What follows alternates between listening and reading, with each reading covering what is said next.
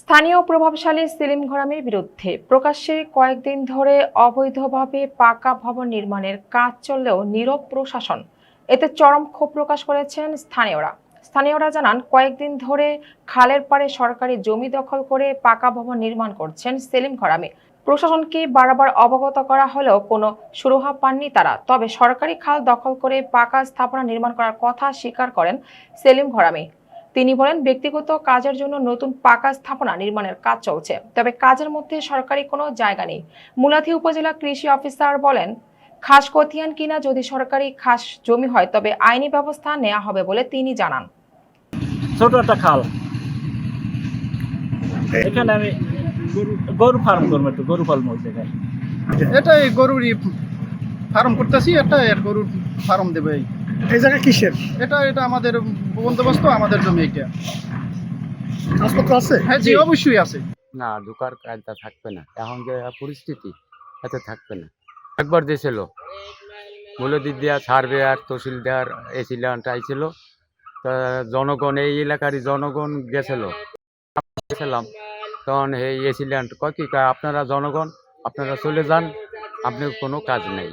খালের ভিতর ঘর হেরা কি বহিতে হয়? ওই খালের ভিতরে এখন হেরা কিভাবে উঠে উঠতে আমরা বিএমপি করে এখন তো জানি যে খালের পারে ঘর উঠেছে, খালের পারে ঘর উঠেছে। এখন এটা সরকারি খাল জানি, ছোটো কাল তো জানি যে আমরা এই খাল যে নৌকো জমিকে আছে আইসে, ওই ওপার জমি এপার জমি, ওই যে উঠে সেলিম ঘরামি।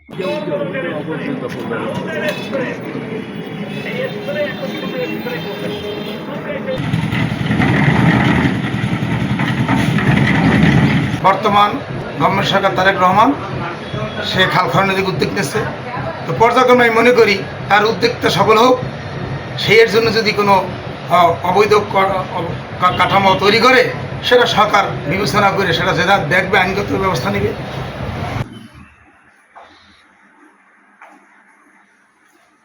আমি মোহাম্মদ মনিরুল ইসলাম, উপজেলা কৃষি অফিসার মুলাদি।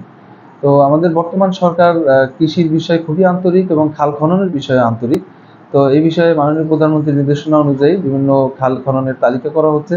তো আমাদের একটি যে খালে বাঁধের কথা বলা হচ্ছে, এই বিষয়ে এখন পর্যন্ত আমাদের কোনো কৃষক অভিযোগ করেনি বা আমাদের কাছে আসেনি। তো আমাদের কাছে যদি এরকম কোনো অভিযোগ নিয়ে আসে, লিখিত আবেদন দেয়, আমরা অবশ্যই এটা ব্যবস্থা নেব যাতে কৃষির উপকার হয়।